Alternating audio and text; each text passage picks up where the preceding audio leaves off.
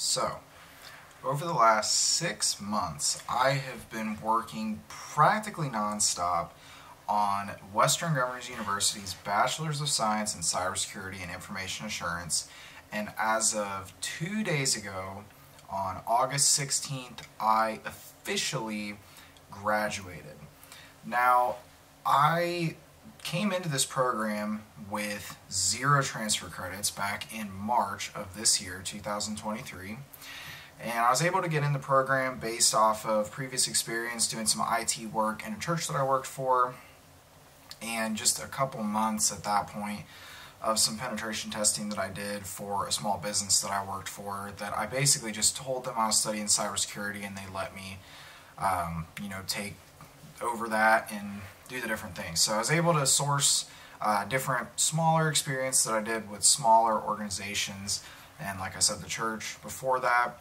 But yeah, so I came into this program from day one with the goal of completing the whole entire thing in 6 months. I had no certifications, no previous college experience at all, but I just really did not want to be in this program for more than 6 months. I just wanted to get in and get it done with. My very first call with my program mentor, I established this goal immediately.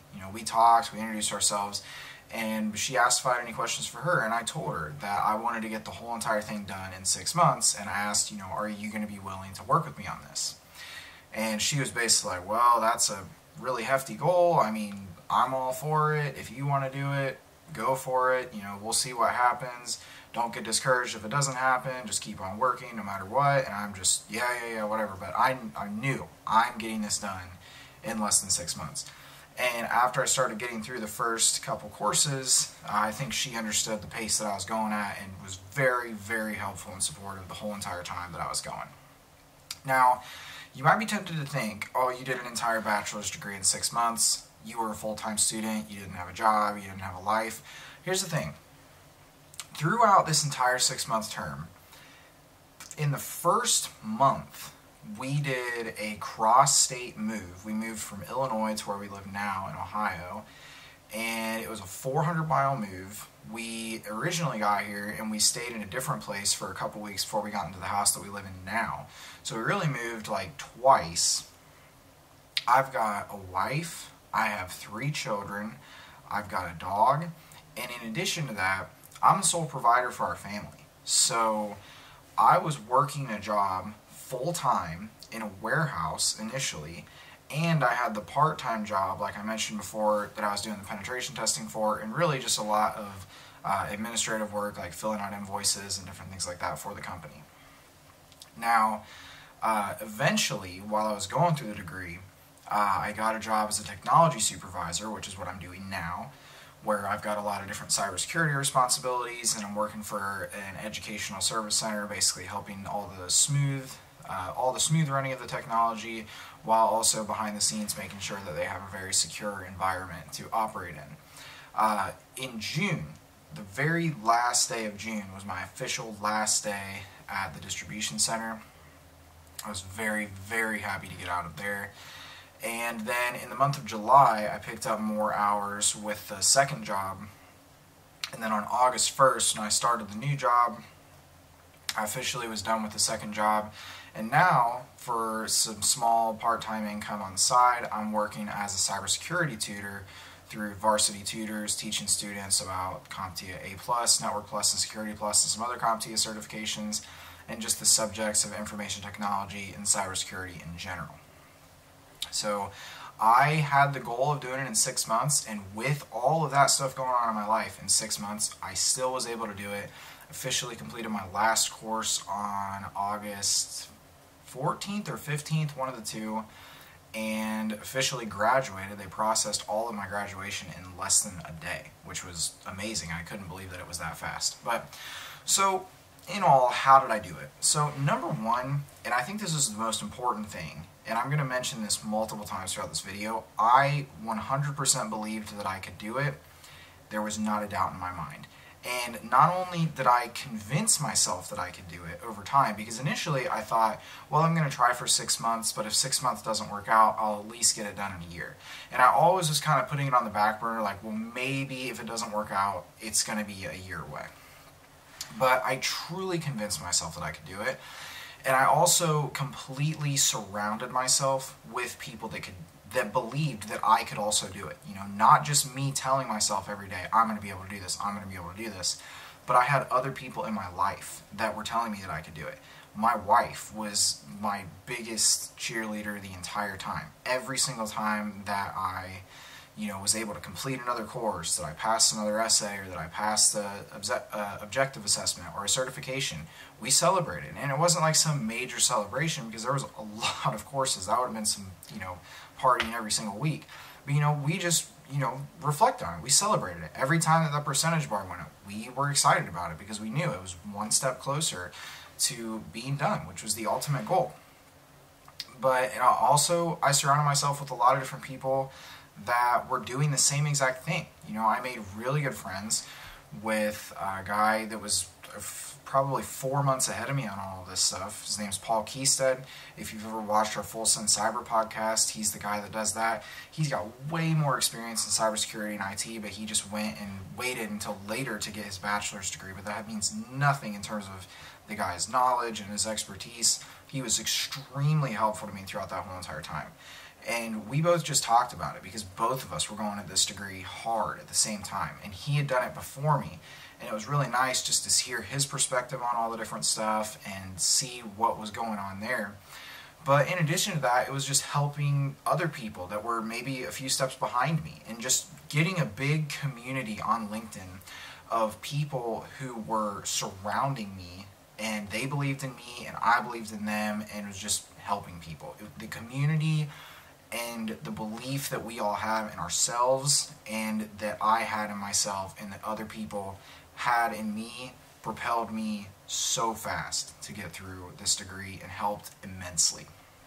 So number 2, I started out as fast as I could in the program. I passed my first course in, I think, 5 days.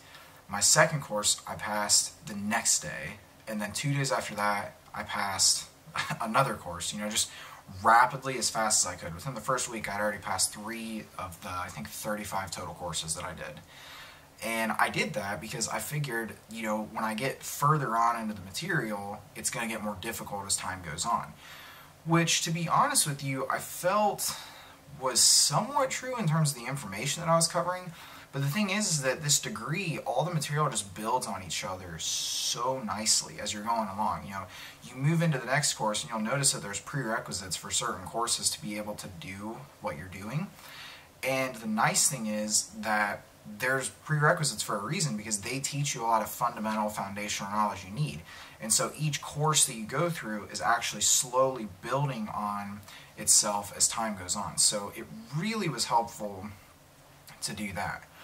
But so I started out as fast as I could, and that really, especially just seeing the percentage go up at the beginning, was extremely helpful.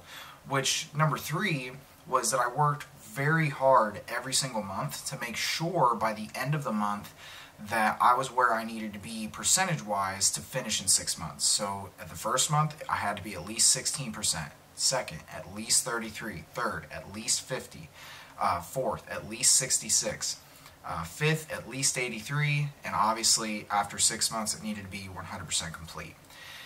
And actually, when I was doing that, in the second month, it was 2.5 months in, I was at 50%, and I thought I could finish in under 5 months. But to be honest with you, I was just very overworked at that point in time, and I literally took a 2-week break from even working on this. So it wasn't even non-stop, constant working this whole entire time. I was, taking a 2-week break. My wife and I took a short vacation in Myrtle Beach, and then I got back in June and got back to work, and actually ended up finishing all but the capstone and Python, the last course I took, which was a Python course, in 5 months. So the capstone was done just a couple days into August, and then the Python course was done about 10 days after that. So how I prepared ahead of time is you got to really understand and just think with me about what competency-based learning is. You know, many people go the route, and this is a fantastic idea, and I would never tell somebody not to do this, but many people go the route of transferring courses in via Sophia or study.com. Instead, I went and got as much knowledge as I could for free or significantly cheaper than using those platforms. Now, you know, full honesty, I did not have much money to fund this degree. The goal of getting it done in one term was partially because I didn't want to be doing this degree and being in college for a significant period of time, but it was also because I legitimately could not afford to pay for another term. You know, if I had to, I could, but I didn't want to have to shell out thousands of dollars, you know, to go through another term. So I was fortunate enough to receive the Pell Grant, which covered about 75% of the term. And then for the last chunk of it, I literally, you know, sold personal belongings in order to pay for the rest of the term. And I was able to do it and fund the whole entire thing. And I paid it all up front, so I wasn't paying in iterations as I went. I was able to pay for it all up front, but it came from, you know, thankfully receiving a grant and being able to sell my things in order to fund the degree.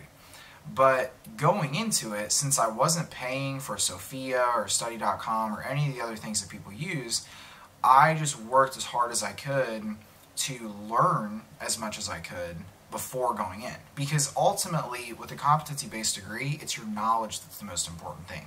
If you go into a course and you have the knowledge to pass it, there's nothing stopping you from taking the test and passing the course and moving on to the next one. So I utilized a lot of resources before it. You know, before I went through this degree, or before I even thought about going through this degree, I was actually enrolled and I took a cybersecurity boot camp that was provided to me by my job that basically just gave you foundational knowledge for what I would say is just Security Plus as a whole.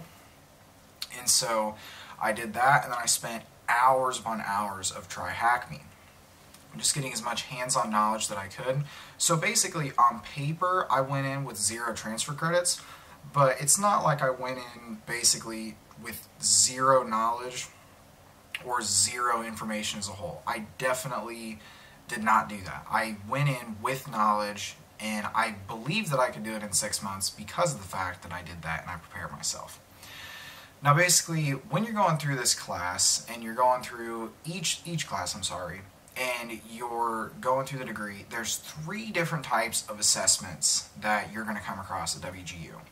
You have an objective assessment, which is basically just a standard, usually a multiple choice test. There's some variations as you get later that you're going to actually be coding live in front of a proctor. There's a SQL class that you'll be doing that on, and then there's a Python class that you will be doing that on, where you'll actually be coding through a program that has an auto-grader, but you're doing that in a live proctored environment.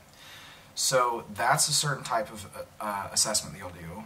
There are performance assessments, which most of the time is you writing an essay, but actually there is a lot of time where, well actually I wouldn't say a lot of time, but there is a small frequency where you're actually going to have to do a lab on a computer. Like there's a digital forensics course where you are working on a computer and you're using a software called Autopsy to go in and investigate a certain thing, and you have to take screenshots of what you're doing in there, and you have to, you know, show, hey, I was actually in this thing, I was actually investigating what I needed to investigate. There's other courses where you're going to be using ZenMap and making network topologies and different things like that. So it's not just writing essays, but a lot of it is essays, and writing it, they'll give you a prompt, they'll give you a task that you need to do, and sometimes it's just one essay for a course, and sometimes it's a combination of multiple essays for a course. And then the third, which is I think what a lot of people just know about WGU, is the third-party certification exams, which basically, in terms of how the college records it, it's just a form of an objective assessment, but it's not one that's done through WGU, it's done through a third party like CompTIA or ISC². So I just want to go through each of these and give you my basic thoughts and what I did to prepare for them, since obviously I was able to do it quickly. And I think that as I was going along, I came up with a pretty good plan, and I really sat over the past few days. I delayed this video in terms of when I wanted to make it. I wanted to make it the second that I passed my last course, just to let everybody know, because I was so excited. But I really wanted to just spend some time thinking about exactly what I did so that I could share it. And so that those of you that are going into this course, or you're thinking about doing this course, you can basically hear what I did and my perspective from it, and maybe build something similar to it that works for you. So first off, the objective assessments. As far as I know, this is the most common, at least for the BSCSIA, that you're going to be doing. So for what I do, and I see a lot of people do this, and I don't really understand why they do it, is they'll basically start a course and they jump into the course material and start going through the entire course, and after they've finished all the course material, then they take the pre-assessment. To be honest, I don't really think that's what you should do. What I did every single time that I jumped into a course and there was a pre-assessment, obviously because there's an objective assessment, I immediately took the pre-assessment. And I think the thing is, some people are like, well, what if I fail every single question in the pre-assessment? To be honest, it doesn't matter. You know, this isn't something that's graded. This isn't something that goes on your transcript when you're done, that you failed a pre-assessment. You know, no one cares about it. Ultimately, what it is it's your tool to gauge your knowledge on how you're going to do in the full stakes actual objective assessment live in front of a proctor. So if you fail and you miss like every single question or a massive amount of questions, that just means that you need to spend a lot more time on the course material. Now, sometimes you might need to spend more time on other areas. The nice thing is, after you've completed the objective assessment, or after you've completed the pre-assessment, I'm sorry, you'll be able to go through and look at each competency that you're supposed to gain, or each subject that you're supposed to gain through doing it. And you don't actually see the questions at first. It just tells you which areas you need to review. And what I recommend you do is, especially if you failed a lot of questions and you didn't actually pass the pre-assessment, I would just look at the areas that you need to review, because sometimes you might be almost exemplary in one area, but the reason that you didn't pass was because you were, you know, unsatisfactory or approaching competence in another area. So what my recommendation would be for you to do is basically, in those areas that you're approaching competence, or you are just, you know, far off from where you should be, I would recommend that you go on there and that you look and see what you need to study. Go and review what you need to study without looking at the pre-assessment, because here's the thing.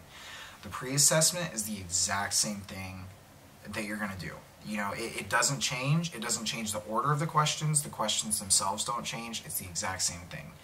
And so you can really distort your mind in terms of where you think you're at for taking the actual objective assessment, because of the fact that you just memorize the test. And, you know, I'm sure people have it happen to them all the time, where they basically just memorized the pre-assessment and they're scoring exemplary or close to it, and then they go in and take the objective assessment and they fail because they ultimately just memorized answers to a test and they didn't actually learn the competency that they needed in order to move on to the next course. So I'd recommend that you study the areas that you're lacking in, and then go back and take the pre-assessment again after you've done that. Now at that point, if you're competent in all areas, then I would recommend you go and look and see which questions you missed. You know, and again, you know, if you're still lacking in certain areas, go back into the course material and cover it up. It's really convenient for most of the courses because there will be a review this subject button right next to where it says that you need to review, and it'll link you to the course material or to a specific resource that will help you learn that area better. But if you're passing the pre-assessment and it's not just because you memorized answers and it's by a good margin, I would take the objective assessment the same exact day and just get it over with. I guarantee you'll be good to take the test.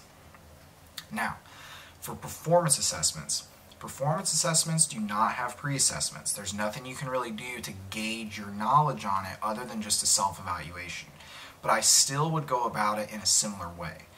So I recommend that you go and look at what you're going to be required to do and just check it out, you know, because maybe you already know how to do that. You know, for example, for me, the course that you had to do the stuff with Nmap and you needed to use, there was another type of tool that you needed to use. I couldn't think of what it was off the top of my head, but I had literally spent hours upon hours doing, you know, just hands-on learning with TryHackMe, and even literally recording YouTube videos about it, teaching how to use those tools.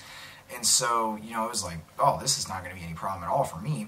So I just jumped in and did it and was able to pass. You know, specifically for the Managing Information Security class, which has got the most CUs of any other class for some reason, I looked at the task requirements as soon as I got into the course and thought, yeah, I can do that.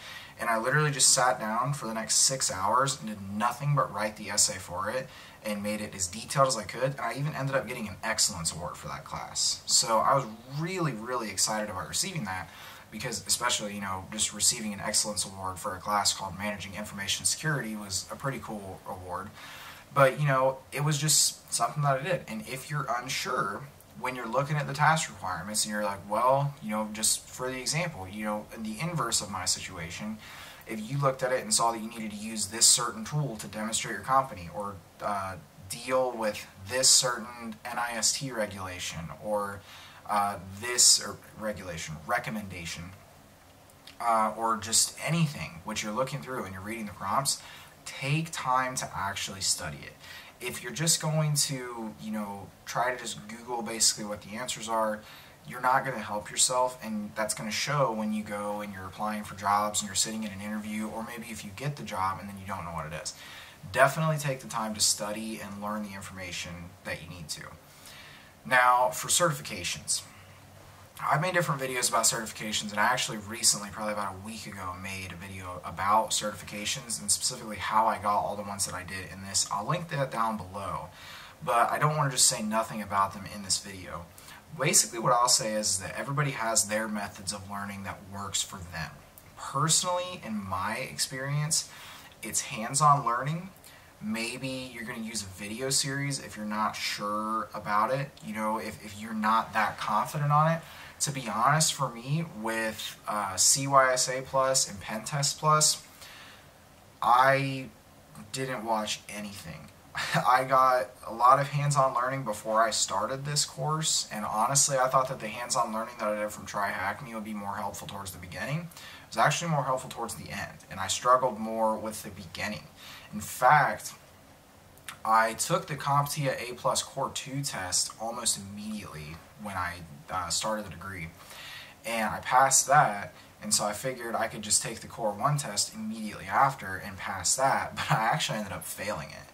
You know, which compared to the certifications I have now, you know, A+ Core 1 failure sounds wild, but the thing is, I just underestimated the exam, and I didn't think it would be that hard.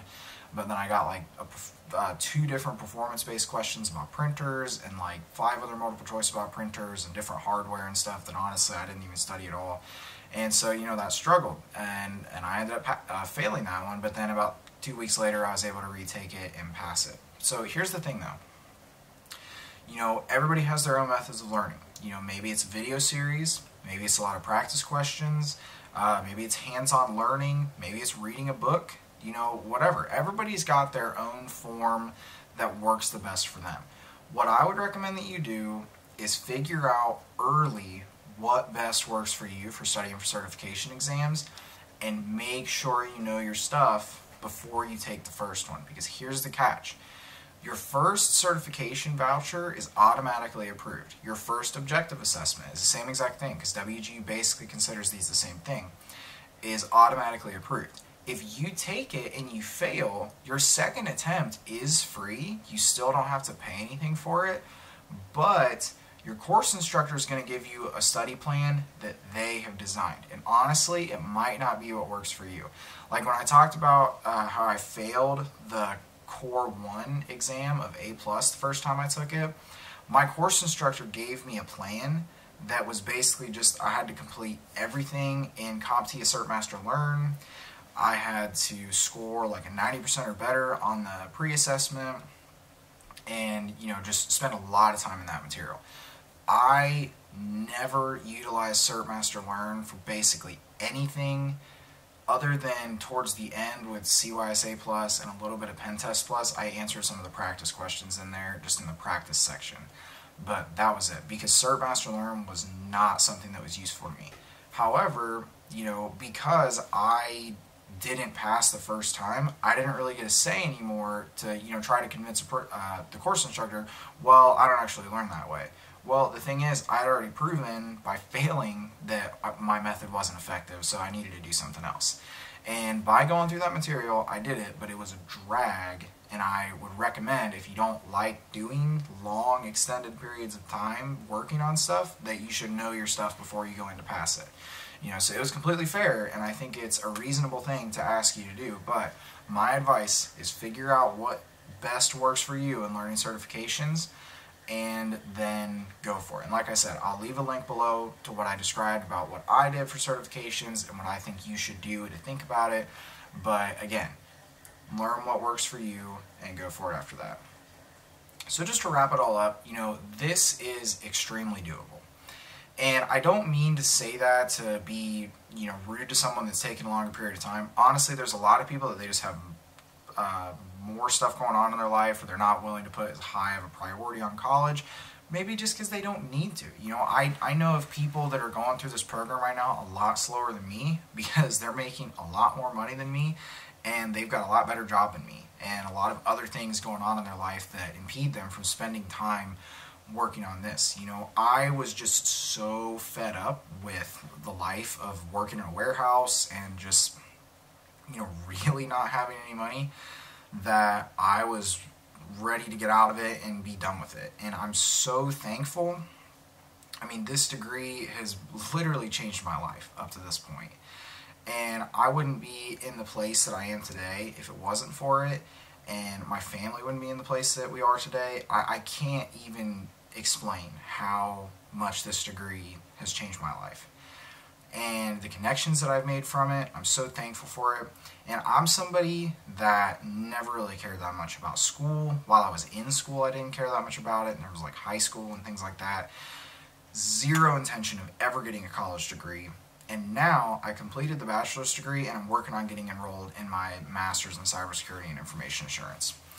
And honestly, I really believe that the most important aspect of everything that I said in this entire video was belief. If you believe in yourself and you surround yourself with people that believe in you in any area of life, not just a college degree, not just a certification, not just getting a job or bettering yourself, if you have people that surround yourself that believe in you and that you believe in yourself, you can literally accomplish anything. And I firmly believe that, and I believe that what I've been able to do is a testament to that, and I truly believe that this is doable for anybody.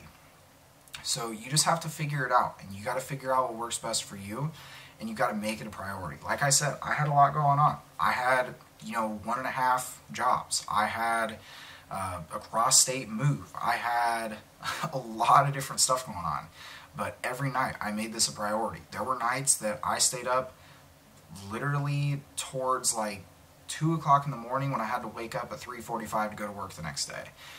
Some mornings I would wake up, when I got the new job, and I would work early in the morning before I had to go into work at the new job, and just working very hard, diligently, and keeping track of my progress. And the nice thing was that every time I saw that percentage bar go up on the dashboard that you see when you enter into the degree, it just got me that much more excited that I was that much closer to the finish. I had an amazing program mentor that celebrated every win with me.